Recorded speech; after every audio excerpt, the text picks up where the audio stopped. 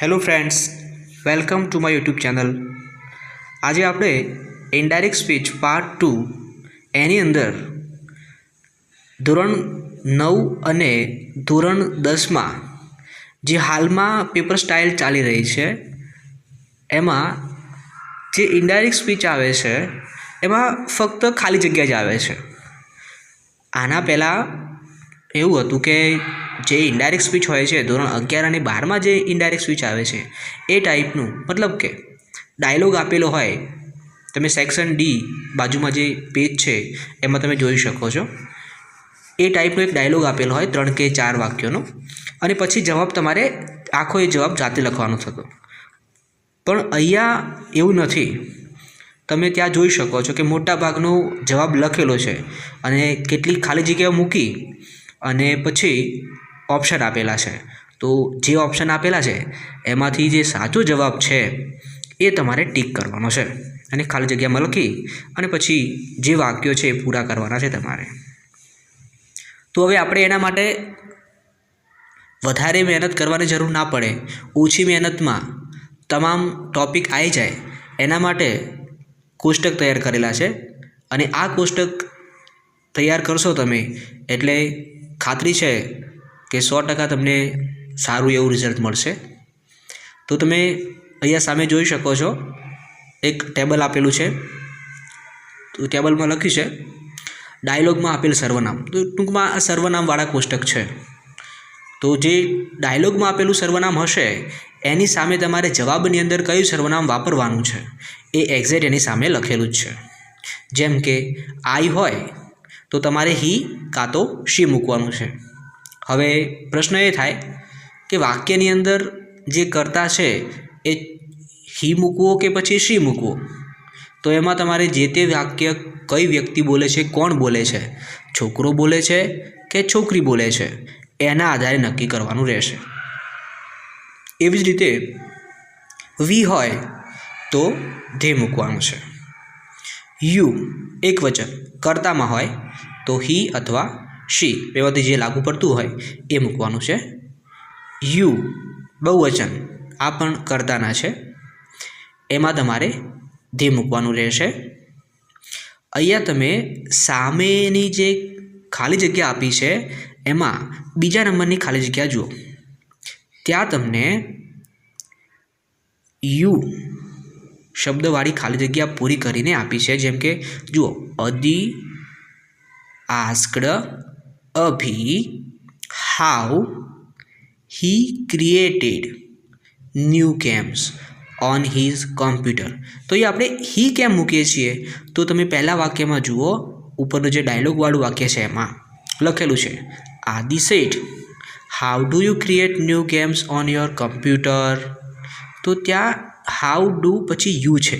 તો યુ એ કર્તા વિભક્તિનું બીજો પુરુષ એકવચન છે. એટલા માટે આપણે ત્યાં હી કે શી એમાંથી જે લાગુ પડે છે એ આપણે મૂકીએ છીએ. અહીંયા આપણે હી મૂક્યું છે કેમ કે આદિ છોકરો છે. ઓકે, આગળ જે 4 છે બીજા મી, અસ, યુ એ કર્મ વિભક્તિના છે. એના પછી માય, અવર, યોર એ સંબંધક વિભક્તિના છે. તો આ કોષ્ટક તમારે તૈયાર કરવાનું રહ્યું. આ કોષ્ટકમાંથી હું માનું છું ત્યાં સુધીમાં જેટલા પણ શબ્દો હશે, સર્વનામો હશે એ આમાંથી જ હશે. ઓકે, બધા જ સર્વનામોને આપણે ત્યાં આવરી લીધા છે 12 સંબંધક વિભક્તિના, કર્મ વિભક્તિના અને કર્તા વિભક્તિના. હવે પછીનું જે કોષ્ટક છે એમાં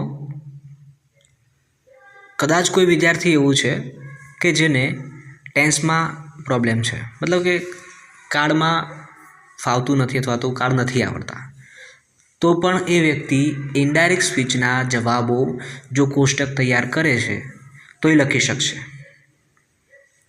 જેમ કે અહીંયા તમને જે ટુ બીનું રૂપ આપવામાં આવેલું છે એ ટુ બીનું રૂપ પ્રશ્નમાં હશે તો એની સામે તમારે જવાબમાં શું લખવાનું છે એ ટેબલની અંદર આપેલું છે. તમે જોઈ શકો છો ત્યાં એમ, ઇઝ અને હેઝ એવા શબ્દો લખેલા છે. ટેબલની અંદર.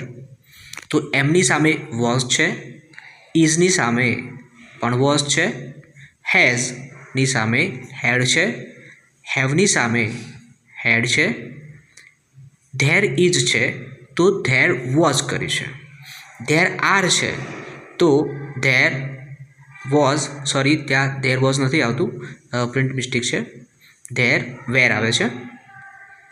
ડઝ નોટ તો એની સામે did not, do not any સામે પણ ડીડ નોટ, મતલબ કે ડઝ અને ડુ આવે તો ડીડ તમારે મૂકવાનું થાય છે. ડીડ નોટ સ્પીક તો હેડ નોટ સ્પોકન, મતલબ કે શું થાય છે, સાદો ભૂતકાળ હોય તો તમારે એને પૂર્ણ ભૂતકાળમાં ફેરવવું પડે છે.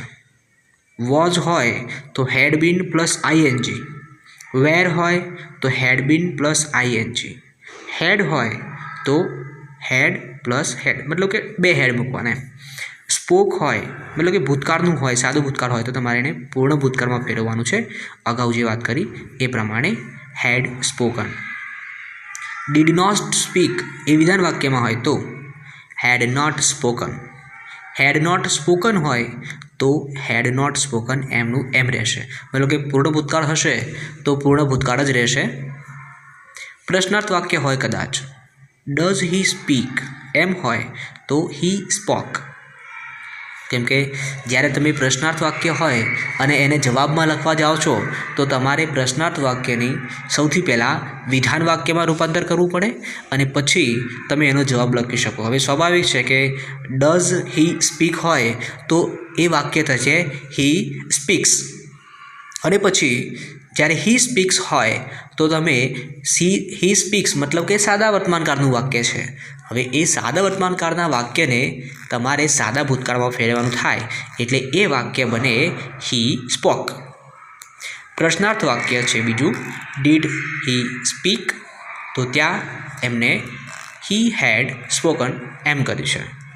હવે લેટવાળું દરખાસ્તદર્શક વાક્ય જેમ કે લેટ્સ ગો હોય તો ધે શુડ ગો, કેમ કે લેટની અંદર લેટ્સ છે એની અંદર લેટ અસ શબ્દ આવે છે, તો લેટસવાળા વાક્યની અંદર સૌથી પહેલાં આપણે ધે શુડ ગો એમ મૂકશું.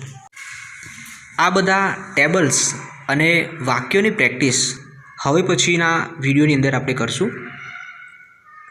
એના પહેલાં હજી પણ તમારી સામે થોડાક બીજા ટેબલ બતાવવા જઈ રહ્યો છું, એ તમે ધ્યાનથી સમજજો અને એને તમે ક્યાંક નોટ ડાઉન કરી લેજો જેથી કરીને ભવિષ્યમાં તમારે કામ આવશે. કેમ કે ઇનડાયરેક્ટ સ્પીચ એ એવો ટૉપિક છે જે તમારે છેક સુધી ઉપયોગમાં લેવાનો જ રહેશે. ઇવન તમને જોબ મળી જાય છે તો પણ ક્યાંક ને ક્યાંક તમારે અંગ્રેજી બોલવામાં ઇનડાયરેક્ટ સ્પીચનો ઉપયોગ કરવાનો હોય છે જ. હવે પછીનું કોષ્ટક છે એ મોડલ ઓક્ઝિલરી સાથેના શબ્દોનું છે. તો તમે તમારી સામે સ્ક્રીન પર જોઈ શકો છો મોડલ ઓક્ઝિલરી ડાયરેક્ટ સ્પીચમાં જે આપેલા હોય છે એની સામે ઇનડાયરેક્ટ સ્પીચમાં જવાબમાં તમારે કયા મોડલ ઓક્ઝિલરી મૂકવાના હોય છે. જેમ કે પ્રશ્નની અંદર કેન આવે તો કુડ થવાનું, મે આવે તો માઇટ કરવું, માઇટ હોય તો એમનું એમ માઇટ જ રાખવું, વિલ અથવા શેલ આવે તો એનું વોડ કરી દેવું, શુડ આવે તો શુડ જ રાખવું એમનું એમ, આઉટ ટુ હોય તો પણ આઉટ ટુ જ રાખવું, ડેર નોટ હોય તો ડેર નોટ રાખવાનું એમના એમ જ, એમાં ચેન્જ કરવાનું નહીં કશું, મસ્ટ હોય તો મસ્ટ અથવા તો હેડ ટુ એમ કરવું, નીડ નોટ હોય તો નીડ નોટ રાખવું અથવા ડીડ નોટ હેવ ટુ એમ કરવું. તમે જે આપણું પ્રશ્નપત્ર છે પ્રશ્નપત્રની અંદર જે ડાયલોગ આપેલો છે એમાં તમે જોઈ શકો છો કે ત્યાં અભી જે બીજા નંબરનું વાક્ય બોલે છે એમાં જુઓ it is easy you can also create games. તો જ્યાં યુ કેન લખેલું છે તો ત્યાં કેન શબ્દ તમને જોવા મળે છે. હવે એ કેન શબ્દને નીચે જુઓ છેલ્લી ખાલી જગ્યા ચોથા નંબરની, એમાં કેન, કુડ અને વુડ એવા 3 ઓપ્શન આપ્યા છે. તો અહીંયા સિમ્પલ જવાબ છે ક્યારની સામે કુળ જ મૂકવાનું છે, એટલે તમને સરળતાથી આ રીતે જવાબ મળી જશે. ટૂંકમાં તમારે કોષ્ટક બધા ક્લિયર કરવા પડશે.